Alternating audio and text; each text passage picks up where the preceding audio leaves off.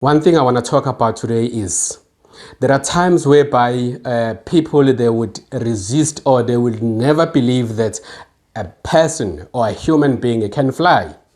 And anybody that said a person can fly, they would say, no, that person is crazy. At that time, a first person that came up and said a person can fly, a human being can fly, they ridiculed that person. They laughed at that person. They said, no, you are crazy. Up until that person moved away from the people that were telling him that he was crazy, the person cannot fly, until he moved to another people where they said, yeah, show us how you can do it. How can a human being fly? Show us. You are a human being. How can you fly? Until the Wright brothers came out with the flies so many decades ago. And then they said, oh yeah, really, the person can fly. But we didn't know that you will make something that you can use to fly. We thought maybe you're going to be putting the wings and all of that. Then the Wright brothers, they didn't say that you have to put wings, but they had an idea on how can a human being fly. Human beings always thought that the higher you can go is right up there in the sky where the birds saw us. And they thought, that is how far you can go.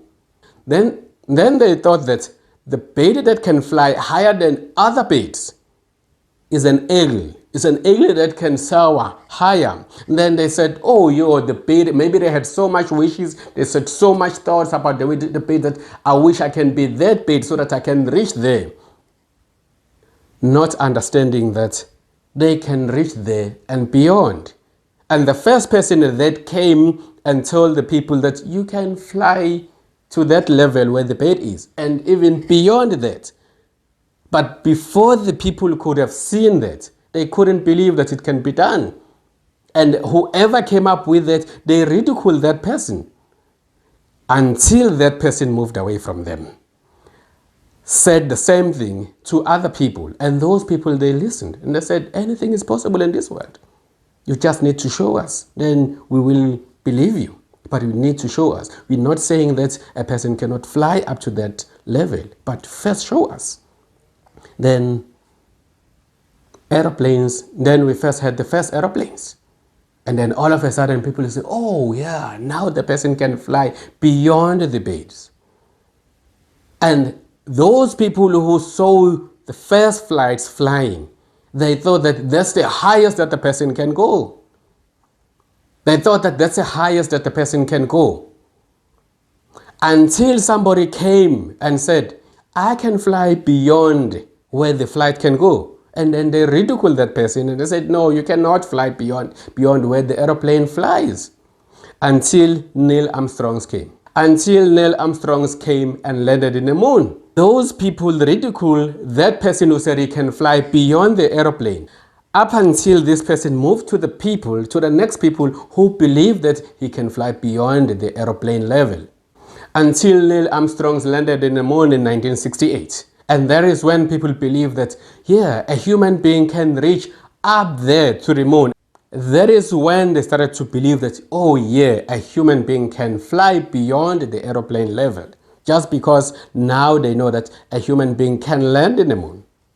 And the people that came after Neil Armstrong to say that you can fly beyond the moon.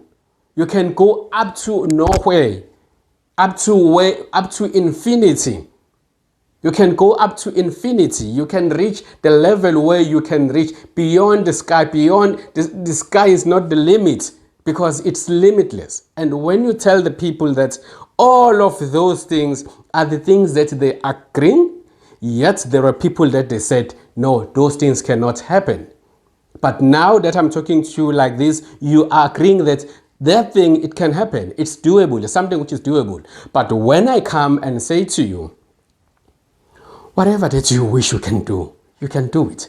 Whatever you wish you can be. The only thing that makes you not to be that is because you think that is going to happen in future. You think that whatever that you want to do, you will do it in future. You can't start doing it now. Whatever level that you think you can be, That level, it's only blocked by your beliefs. It's only blocked by your reasoning, your thoughts. Otherwise, if you were to change your thoughts, if you were to change what you're saying to yourself, everything will change. And believe me that the way that you're acting, the way that you behave, the way that your character is made by what you think, what you believe you are. Because if I were to tell you that your gender, if you are a male, you are not the male, you are the female, you won't believe that because you have told yourself that you are a male and you are not the female. And if you are a female and say you are the male, you can dispute that. You say, no, I'm not a male, I'm a female. Because you have told yourself the belief, the thought, and everything comes from you.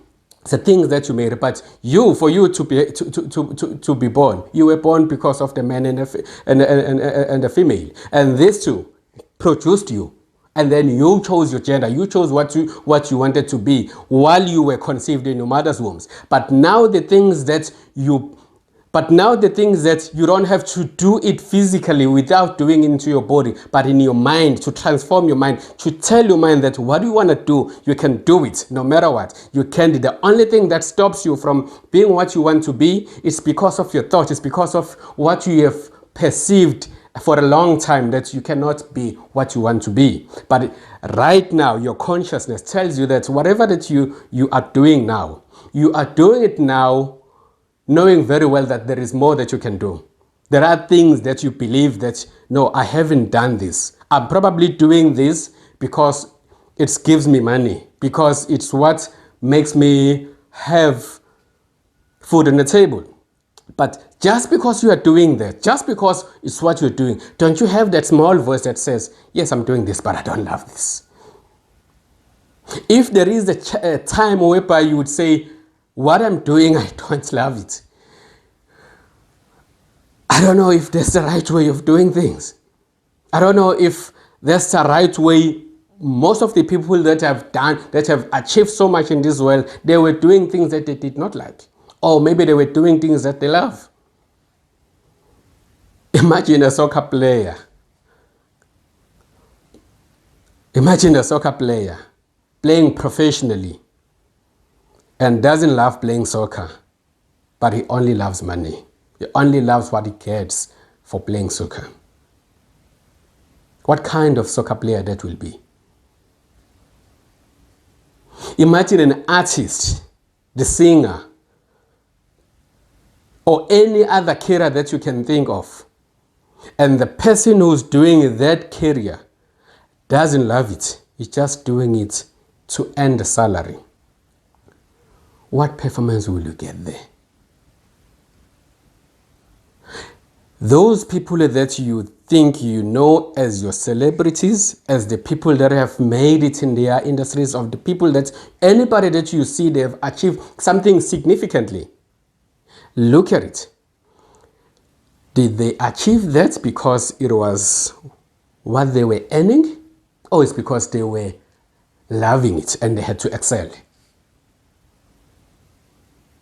You, with what you are doing,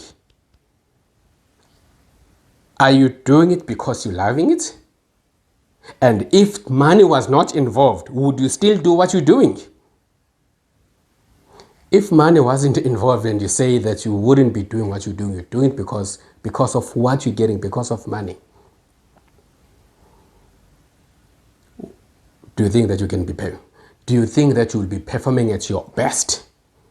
Do you think that you will leave any legacy for what you're doing now? Whatever that you're doing right now, suppose 10 years later from now, and you look back, what you were doing now, what change would you say you have made? And the people that will coming to you 10 years later, 20 years later, and then they say to you, Dad, Mom, or Granny, what you did 20 years, why were you doing it? And you say, no, I did it because I had to earn salary, I had to earn living. How is that? How it helped the people around, and how it's helping you now, and how will it be helping that person who will be asking that question? If the answer is nothing, listen to your conscience. Listen to your conscience. You can reach the level that you want to be as long as you use your six senses, as long as you are no longer working for living, as long as you are no longer doing what you have to do so that you can earn salary. But if you're doing what you do to earn salary, and what earns your salary, it's something which you know that you love it and you can do it without salary, and what you're doing, you're making the change not only to yourself but to the generation that is coming, generation to generations. If what you are doing, you're looking at that, it's how we say that the people, they will live, but once they are dead, we will only remember about what they did, about how they made us feel about what they did. We'll remember them based on the things that they left us, the things that they produced, the things that they gave the next generation to benefit, the things that the people that are not within your family, within your friends, within your sphere that are benefiting, but it has to extend to longer leverages. What you are producing, what you are doing, how much help are you giving it into society? And what you are doing, can you do it if money was not involved? And how are you performing in that? If it's all about money, you need to change. Look at it. Thank you.